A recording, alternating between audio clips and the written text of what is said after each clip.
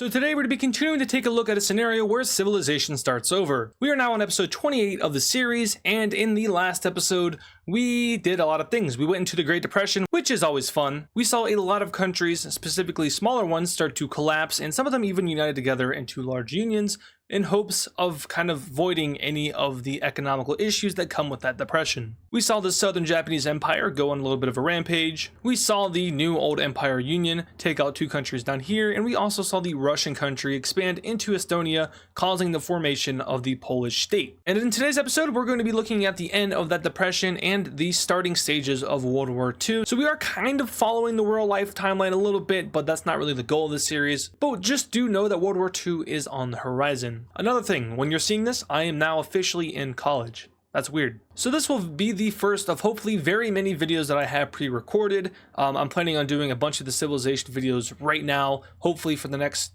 2 months worth of civilization videos. And that's just to give myself some time to, acquaint to the college life. And also, it lets me figure out when the best time to record is, so on and so forth. And yeah, so that's kind of weird saying that I will be in college when you're seeing this, because I'm obviously sitting in my own room right now. But if you guys do enjoy today's video, make sure to leave a like on it and subscribe to the channel if you're new. All the support is greatly appreciated. And let's go ahead and jump straight into our scenario. All right, and the first event of today's video is the collapse of the dark blue country over here in Central Asia. They are unable to keep up with the economical crisis, and unfortunately they run out of money. And inflation goes through the roof. They're printing out $1 trillion bills, next thing you know, and that just causes the government to completely fall apart, much like the pink team over here. It goes into total anarchy before it is annexed by an outside country, being this light gray country here. Now, I want to make a point that I'm going to be coloring this whole thing dark blue, and that's because the Russian country right above it is gray. And then you also have the Chinese country and the Indian country over here.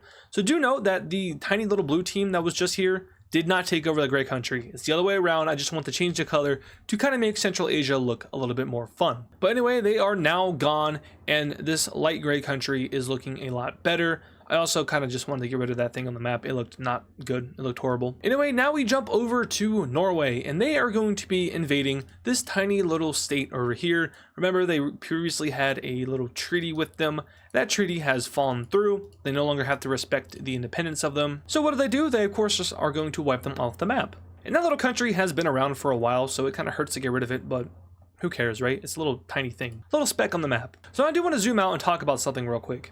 There's not that many countries in the world anymore. Okay, I mean, obviously there's a bunch, but in terms of what it was a few episodes ago, there's not as much as there used to be. And that's because of a lot of things, unions, invasions. But we're getting to kind of like the World War II point, where in real life, there really weren't that many countries in the world during World War II, at least compared to today. And there really weren't that many countries in Europe. Here there are a few, but there could always be less. So let's fix that. The Old Empire is going to be making its first move of this video. Now you might be wondering, how are they dealing with the depression? Well, they're doing something fun: mass manufacturing. Everyone is working. They don't have an unemployment problem. Now, of course, the Great Depression will still affect them, but they have people in factories producing war equipment. We're talking cannons, we're talking planes, tanks now. And I do remember saying in the last episode that I was going to do power rankings and technology rankings, and I never did that. So let's do that real quick. If you don't care about this, then go ahead and skip ahead. But number one in the world, of course, is going to be the brown team. They have been number one ever since the fall of the lime team. And at number two, surprisingly enough, we have the Russian country. Now, I know I've said that they are not very stable. They aren't, but that doesn't mean that they aren't strong. And they are the second strongest country in the world at this point,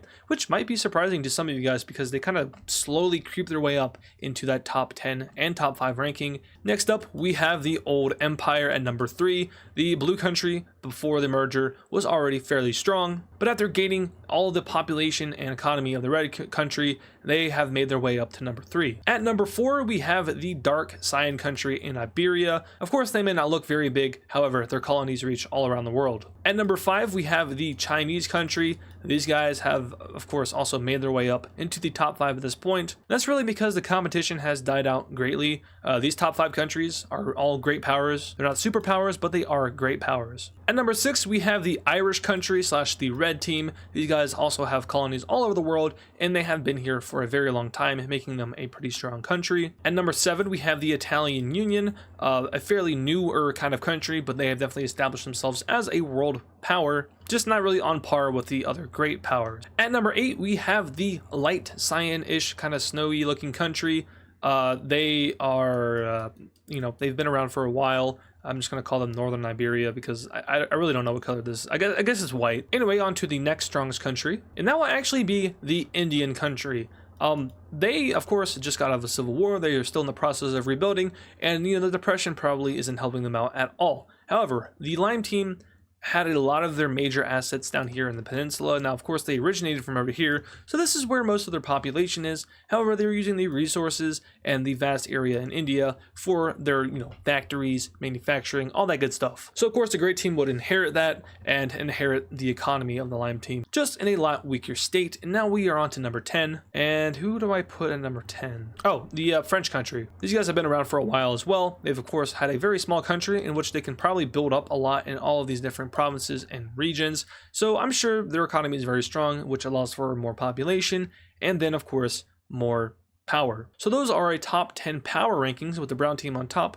And yeah. Now we can take a look at the technology rankings, and this will be slightly different. At number 1, we still have the brown team. At number 2, we have the Chinese team. Number 3, we have the Old Empire. Number 4 is the Dark Cyan team. Number 5 is India. Number 6 is the French team, and number 7 is the white team, the Iberian one that doesn't have a name. Number 8 is the Italian Union. 9 is the rest of the Lime team, and at 10 we have the Russian team. So, like I said, these are going to be a little bit different from the power rankings. However, it does include pretty much all of the same countries. So those are our rankings. Now we can get back to our regularly scheduled program, which includes the Old Empire expanding their borders, and this time they are targeting the maroonish country. These guys have been around for a long time, maybe a little bit longer than they should have been, but they are a very old country. They've been through a lot. However, here they will meet their demise once again, and who knows, this might be temporary, this might be permanent, maybe they'll make an appearance later on, but for now they fall over to the purple team. And now they will march north towards the red country here, and if you remember, they were just kind of in an alliance with these guys. And these guys are our top 20 power, maybe 15. And really, I mean, there's not really that many strong countries in this world. There's a lot of weak countries. So take the top 15 rating pretty lightly. But they put their armies on the border of the red team and basically tell them to kneel to the Old Empire. That might be really cringy out loud, I don't know. And remember, the red team is compliant with them. They really have had no issues with them, and they even agree with the Old Empire. So they will fall over to the ultimatum and will be peacefully annexed into the Old Empire, which is at this point approaching the number 2 spot for power. They probably already passed that. They're probably the second strongest country in the world at this point. And you might be wondering, how is this union, who just formed, already so strong? Well, remember, once again, the red team and the blue team have been planning for this union. It's not something that just came out of nowhere. It's something that they've been planning for. These two countries, they use the same currency. These cultures between them are very similar. What else? The same language, religion. They're practically the same country, just divided by borders. So of course, they are going to have little to no issue in merging. And what about the leader? Well, the leader will be the leader of the blue team. The red team's leader, if you remember, isn't really of royal blood. The blue team isn't either. So the whole royal family at this point has been completely abandoned. And that's really how you know that this is not the same red and blue team that we saw in the beginning of the series. I just, like to keep the colors the same for simplicity's sake, I guess. Anyway, the Old Empire is now huge, but countries around the world are going to start to take notice to how aggressive they are being, and they really show no sign of slowing down. So some countries are going to want to get some protection, and the most notable one being the Greek country here, who has been extremely neutral throughout their existence. I don't even think they fought. I think they actually did fight a war, but other than that, they've done practically nothing. These guys are as neutral as it gets, but they will join in on the Triangle Alliance in order to protect themselves from the Old Empire. Now, the Old Empire, would they be able to take the Triangle Alliance at this point? Probably not. They might be able to annex Greece, but when it comes to navally invading Italy and then going over here to Iberia, they'd probably be out of luck. So they themselves would need some allies, and just in case they want to do such a thing. So they, of course, want to go get themselves some allies, like I just said. So they will go over to Russia. And what is Russia experiencing right now? Well, they are experiencing some pretty bad instability. The people are not happy about the whole expansion thing. They don't have any allies, and they close their borders to all the surrounding nations. And their leader is pretty weak. He isn't able to unite everybody. So he is looking for as much help as possible, and the people here are probably scared of the old empire which now borders them. So the Russian leader decides to agree to a meeting with the leader of the old empire, and it's being held in their capital. The press is allowed to this conference, and word gets out that these two are making up an alliance, and the sound of an alliance, to the people at least, is very good. You don't have to worry about fighting them, and you have a very strong ally to depend on. It also makes their leader look strong. He's able to carry out diplomacy, and he makes a promise, and this one will shock the world. He promises to unite everybody, and by that he means he's going to annex the old homes of his people, which their ancestors moved to the Russian country to escape these countries, but they still have family there, they have relatives. So he promises to unite them all under one flag. And the people have pretty mixed reactions. It's about 50-50, which is understanding. They don't want to go out and conquest, but at the same time, wouldn't it be nice to live under the same flag and border? So this kind of saves the Russians' instability issues, and it's no longer hanging by a thread, it's hanging by a rope. Am I gonna get in trouble for saying that? Anyway, as a kind of token of their new friendship, they will sign a treaty creating the Square Alliance, our second alliance to this point. And as the first duty of friends, they will take out the remainder of Ukraine. The purple country is the first to make their move, moving into this fairly new Eastern Ukrainian country. I've been doing very good about my east and west up until then. I don't know why I struggle with it though. I mean, it's like,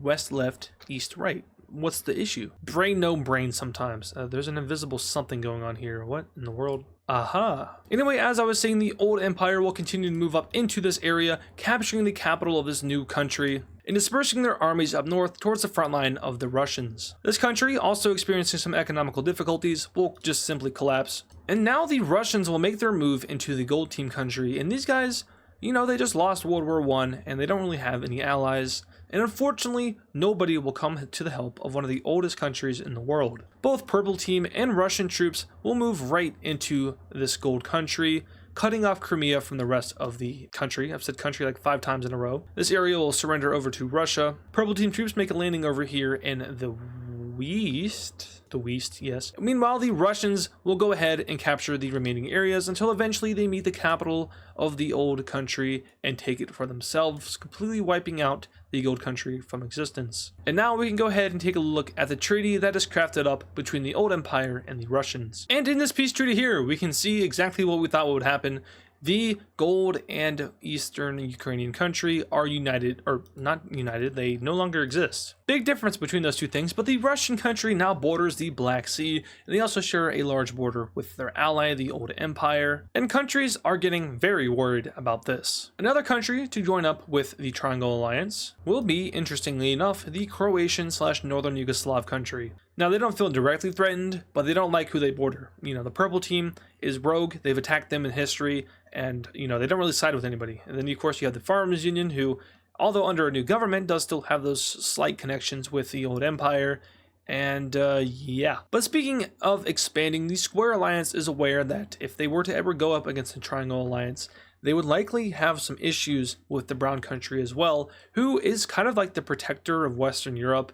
They don't really invade anybody over here. I mean, they invaded the Swedish country not too long ago, and of course they have their little claim on the British Isles, but for the most part they are pretty peaceful in Europe. It's just, the colonizing thing that they have to be careful about. But they are largely associated with the Triangle Alliance, and more specifically, the French country and the Dark Cyan team. They have a lot of history together, so attacking them might warrant the attack by the Brown country, and they really, they don't want those hands. Although they're large, it doesn't mean they're necessarily as strong as the Brown country, who has definitely put themselves above the rest. So they will go around and seek new allies, and one of the ones they find is none other than the Norwegian country. Now, these guys have been fairly neutral in their history. They've attacked just that little one over here, and then they attacked the Swedish country a while ago. And they did do that with the Brown country, but that wasn't necessarily a friendly cooperation. So at this point, they are, more leaning towards the Square Alliance, who is looking to become fairly strong. And they are definitely now rivaling the Triangle Alliance. Now let's talk about the Russian country real quick. Their stability thing is now looking a lot better. The people, although, some of them not liking the whole expansion thing, are happy that the Russian country is able to, go out and show off their power, and even more so work with a close ally, as opposed to, just being the lone wolf kind of thing. Who cares if the borders are closed? You can just go visit your family now. They are now within your country. And it is also getting towards the ending stages of the Great Depression. The Brown team has took a hold of the stock market. Tony Stark. They're taking a hold of the stock market, and also the mass production of war equipment from within is making the economy boom a little bit. Just like how the US was helped by the war industry in World War II, countries like the Brown Team, the Old Empire, the Russian country, and the Indian country, even the Chinese country, are much benefiting from the supply that they are creating in the manufacturing jobs and factories of war equipment like planes, boats, cannons, infantry equipment.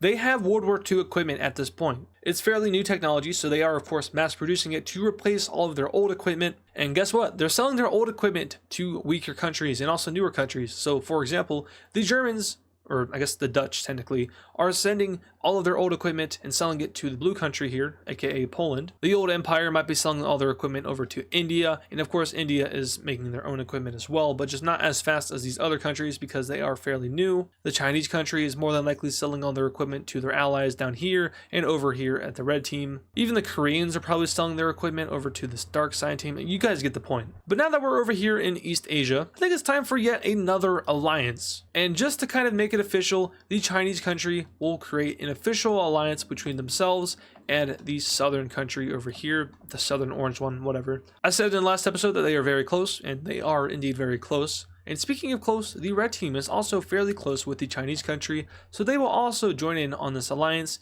and this is a big bad alliance. The red team and the Chinese team and the southern Chinese team are all very large countries. With a large country, you usually get larger population in most cases. Well, I guess in some cases. And that allows you to also get a large economy. So these guys, the red team is the strongest in Central Asia. The Chinese country is the strongest in East Asia. And the orange country, they just came into existence, so they're not really that strong. But they have the potential to be one of the strongest. So they all make it official. And also, I just thought I should probably put the alliances in the African countries as well.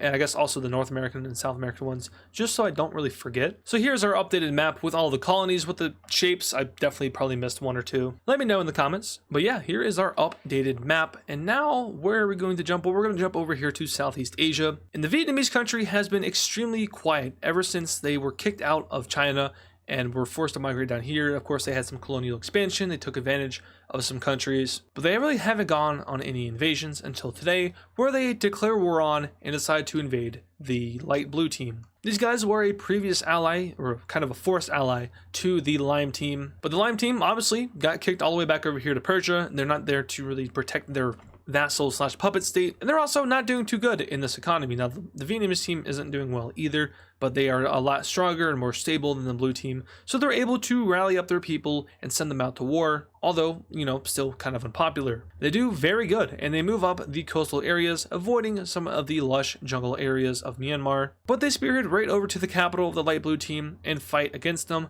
However, they do experience a loss, and it's a pretty bad loss as their spearhead is pushed back greatly. Next up, they decide to go ahead and invade the rest of the lush areas, and they lose a lot of manpower here. So at the end of the day, they're going to call it a day. Now the Circle Alliance will go ahead and condemn them, saying, hey, don't do that, that's bad. But the light blue team is going to go ahead and sit down the peace because the economy can't really handle the war. And the Vietnamese country is very thankful for this because their economy is also not doing so good in the war. And in this peace treaty here, the Vietnamese country takes a wealthy amount of southern provinces. Now, they aren't actually wealthy, but they take a lot of land, so that's cool. And they're feeling a lot better about themselves after being dormant for so many years. Our final event in today's video, which this one might be a little bit shorter, so I apologize for that, but the blue country is going to invade the pink one here, wiping them out, and for once in a long time, we have a semi-stable country over here in England. Now, of course, they're not going to stay that way because, Daily Britain update, but a man can dream, right? Anyway, that will do it for today's civilization video.